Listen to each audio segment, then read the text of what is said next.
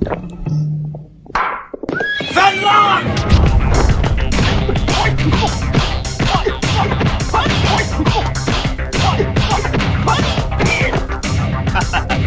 yet learned your lesson? This time, Fenlong, I came ready.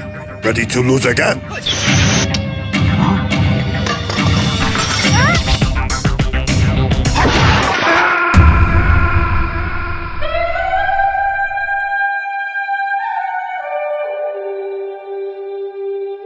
Welcome to the relay. We're covering today's top boxing news. Okay, we'll start with this. Interesting developments in the women's lightweight division, where Estelle Mosley has a scheduled fight for later on this month, on the 23rd, against Argentinia's Carabajal. Isn't that next week? It would be, which begs the question as to whether or not this fight on the WBA's fight schedule is actually going to happen, because if it is, it's supposed to be for the interim title in the lightweight division, where Stephanie Hearn currently reigns as full WBA champion. If it happens, this would line up the winner of this fight for the winner of that one. Carabajal sports a professional record of 25 wins with 3 losses and no draws, 4 recorded knockouts, having never been knocked out in 28 professional bouts, almost 30. To Estelle Mosley, the Olympic gold medalist who sports a professional record of 12 wins with no losses and 1 draw, only 1 recorded knockout, having never been knocked out in 13 professional starts, last in action not but a few weeks ago. At the beginning of this month, opposite the ring, Bexy Matias, who Estelle decisioned over 8 rounds. Is it possible she's going to fight 2 times this month? She does have a lot of lost time to make up for, as she sat out all of 2024 and 2025. For a 33-year-old fighter, it is conceivable that this year she might want to hit the ground running to make up for lost time, a 2-year hiatus where Estelle was trying to kickstart her amateur career to maybe win the gold again in the next Olympic Games set for LA. Would seem that didn't work out for Estelle, so now she might be focusing more on her professional boxing career that I have been largely unimpressed with. I expected more, a lot more from this fighter, which is often the case with these Olympians, these gold medalists. She debuted as a professional back there in 2018, and it's hard to say that she's accomplished anything in the paid ranks, so that if she's now hitting the gas on things and fighting for alphabet titles, even secondary ones. Took you long enough. It's an arguably winnable fight for Estelle Mosley, the winner of Holly Holm versus Stephanie Hearn 2, as Estelle would have more of an amateur background than either fighter. Neither Stephanie or Holly have achieved Olympic gold like Estelle, and both of them... Holly is a lot older and a lot more worn than Estelle Mosley. Stephanie Hearn, she's in the same age bracket as Estelle Mosley, not having Estelle's amateur background, so that would theoretically give Estelle an advantage, though first, she would have to make it past Carabajal, who's coming off a loss to Pamela Sawa in November of last year. The third of her career. The first came at the hands of Katie Taylor, the second came at the hands of then-champion Rhiannon Dixon, and this latest loss to Pamela would be her third, going into an Estelle Mosley fight, which could end up being her 4th professional loss if it does in fact happen towards the end of this month or at a later date. It is conceivable that Estelle Mosley can and will beat her, having home field advantage in Paris, where the fight is supposed to be going down. Estelle Mosley on points seemed the logical choice. Why did you say that you are not impressed with this fighter? Because look at her amateur background. She's got the Olympic gold medalist pedigree, but she's accomplished so little in the paid ranks. For her perspective, Rhiannon Dixon doesn't have any amateur background, and she already became WBO champion. Before that, Terry Harper, the woman who beat her, she didn't have any amateur background either, and she's been a champion at 3 weights, so that if you're an Estelle Mosley, out of the amateurs into the pros debuting at 2018, one would have thought you would have accomplished something by now. And Estelle Mosley didn't, though it looks a lot like she means to. Means to now, at 33 years old, may be vying to fight for the full WBA title against the winner of Stephanie Hearn versus Holly Holm. See if she makes it that far. To get there, she's got to make it past Karen, and you could give Estelle decent odds to do so. We'll see what happens. Elsewhere in the world of boxing, you may have heard earlier today, Zuffa, Conor Benn announcement, 5-fight deal through 2028. Zuffa Boxing announced on Friday that it has signed Benn to a contract extension. A new promotional deal is for 5 fights and extends through 2028. As I've been saying, don't expect him to go back to Matchroom because he's not going to. And even if he could, they wouldn't have him. England's Benn left Eddie Hearns' Matchroom Boxing to sign a 1-fight deal with Zuffa in February, which reportedly paid him $15 million for a single fight. He had his first fight under the promotional banner on Saturday night at Tottenham Hotspur Stadium in London, where he beat 2-time 140-pound champion Regis Prograis by UD in a 10-round 150-pound catchweight bout. Regis Prograis, shortly afterwards, announced his retirement. After the win, Benn's manager, Keith Connolly, told The Ring that he was more than open to Benn signing another deal with Zuffa. He added that newly crowned WBC welterweight champion Brian Garcia would be his preferred next opponent for Benn. Benn, 29, last fought at welterweight in April of 2022, and he is nonetheless ranked at number 1 by the World Boxing Council in the welterweight division. Bear in mind, he hasn't fought there in 4 fucking years. 4. Now, I've been telling you that Conor Benn was never gonna go back to Matchroom, and in all likelihood, his arrangement with Zuffa will extend beyond just 1 fight, beyond just the Prograis fight. What they're doing for appearance's sake. This is to get the monkey off of Conor Benn's back. The monkey being Matchroom and Matchroom's matching rights. The reason Conor Benn had to be so cloak and dagger about his deal with Zuffa, effectively stabbing Eddie Hearn in the back, is because he knew it was going to be for more than just 1 fight. It was going to be a multi-fight deal. A multi-fight deal that Matchroom, through their matching rights, might have been willing to match. Unless you lie about it. Unless you say, well, it's actually only a 1-fight deal for an estimated $15 million, which Matchroom wouldn't match. Not for 1 fight, and not at that price. Thus enabling Conor Benn to be completely free as a free agent of Matchroom and able to fight on the Zuffa side of things, devoid of reprisal. But you know that he lied. If it were just about racking up 1 giant payday, 1 big purse, off-platform, they would have let him do it like they let Anthony Joshua do it in the Jake Paul fight that was on Netflix. He wouldn't have had to be so sneaky about it. He wouldn't have had to go behind Eddie Hearns' back. He could have just told him, these guys want to pay me a lot of money for just 1 fight. Reason he did it is because it's for more than just 1 fight. It was always for more than just 1 fight, and they had to lie about it. So what they're doing now for appearance's sake. Oh, look, Conor just inked a brand new deal. Multi-fight, multi-year deal that extends into 2028. The focus now seems to be landing that Ryan Garcia fight that would theoretically require Dana White and Oscar De La Hoya to work together on the deal. Oscar, how's the deal supposed to go down between those two when they can't stand each other? Oscar has a go at Dana every week via his Clapback Thursdays. And now they're supposed to make a fight amongst themselves. Make a fight together when Oscar next week is supposed to be going to Washington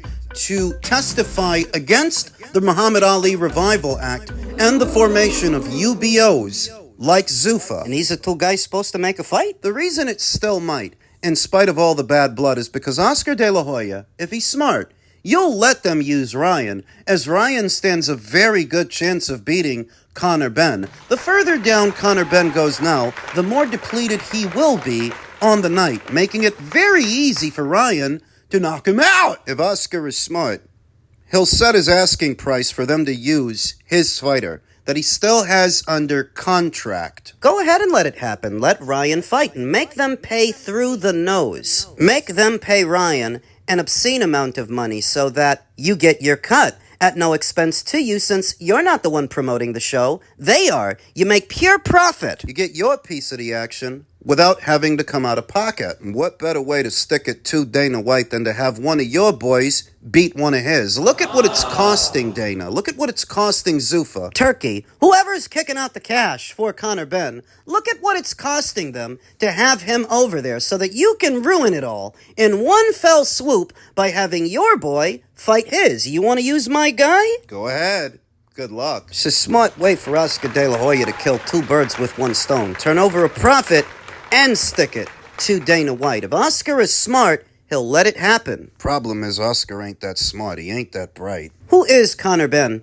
Supposed to be boxing on the Zuffa side of things for about 5 fights spread across 2 or 3 years, extending into 2028. Zuffa's welterweight division has not yet formed. It's conceivable that Richardson Hitchens might be a part of that division at some point. Teofimo Lopez. Maybe Conor can fight them. The acquisition of Conor Benn for a multi-fight, multi-year arrangement would enable Zuffa to start doing shows in the UK, headlined by Conor Benn. Assuming the Ryan Garcia fight doesn't happen, and assuming Ryan doesn't ruin their plans with Conroy. I'm telling you, if you make that fight, Ryan's gonna beat him, and I don't even like Ryan, but I would go with Ryan to knock him out. Knock out Conor, who would represent one of 2 British boxers the fledgling promotion has now acquired. There's Conor Benn, there's Chris Smith. It's a great opportunity for Chris. You've got to look at where people are in their career. Chris, I think, has got a world title fight against Vidal O'Reilly, isn't he, or something like that? Like, we weren't going to make Chris Smith an offer. Queensberry weren't going to make Chris Smith an offer. He was with Boxer. I think there's a legal thing going on with Shalom and Zuffa now. But it's a good opportunity for Chris Smith. And Chris Smith's probably at the stage of his career where he's like, yes, please, if you want to give me a nice few quid, I'm in. So good luck to him. No, I think, I'm yet to see, if you look at the real stars of boxing, like, I think Conor was a big signing for him. It's very expensive, but he hasn't boxed on a Zuffa show. And his next fight's not on a Zuffa show either. So, the Zuffa shows, I'm still, five shows in now? They've got another one coming up. Do you see them as a real threat, though, to you guys, or nothing whatsoever? Listen, I say this, I keep giving them all the credit in the world, saying these guys are super smart and super powerful. I do not think they know what they're doing in boxing at all. I don't even think they have a strategy.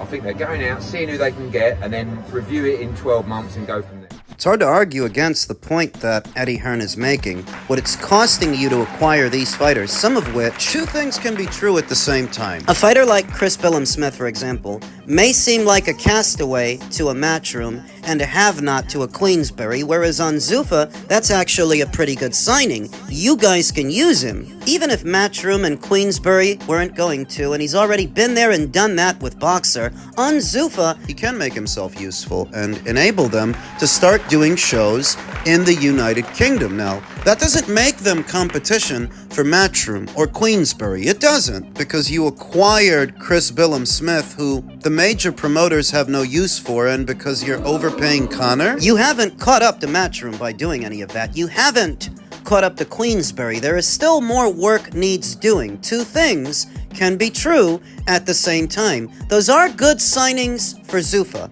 That is just getting started. But that doesn't mean you've given Eddie or Frank anything to worry about. You actually haven't. And where they don't seem to know what they're doing is, okay, so you guys paid good money to acquire Conor Benn, and now you have him. And the first thing you want to do is throw him in there with Ryan, who might beat him, and ruin all of your plans. You just signed a broadcast deal with Sky Sports to air your cards in the United Kingdom. But it doesn't look like they've thought this through or understand what they have. Sky Sports is a huge platform in the UK, so bringing Conor Benn to it, that could be very advantageous for your carbon footprint in that market, though.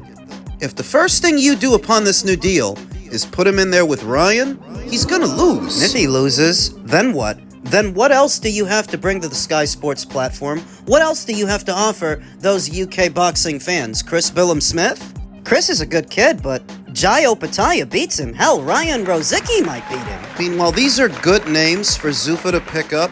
Endeavoring into the UK market, you might have to get creative, frugal in how you use them, because that's all you got. It would take more than that, a lot more, for you to be a blip on Matchroom's radar or Queensberry's radar in that market. The only grace I can give Zuffa is that they only now just launched at the beginning of this year, so you can't expect them to have it all sorted out right away. It doesn't work like that. And I wouldn't even hold that against them. But in saying that, it is what Eddie Hearn is saying. They don't really know what they're doing yet, what they're buying into, how it pans out in the long run. They're sort of just throwing shit at a wall, hoping something sticks. Something works. And for the conglomerate that is formed in order to launch this thing, it could be a while, a long while, before they are any threat or any competition to Matchroom or Queensberry. So many rumblings and ominous warnings about what Zuffa could do to the boxing landscape, how they mean to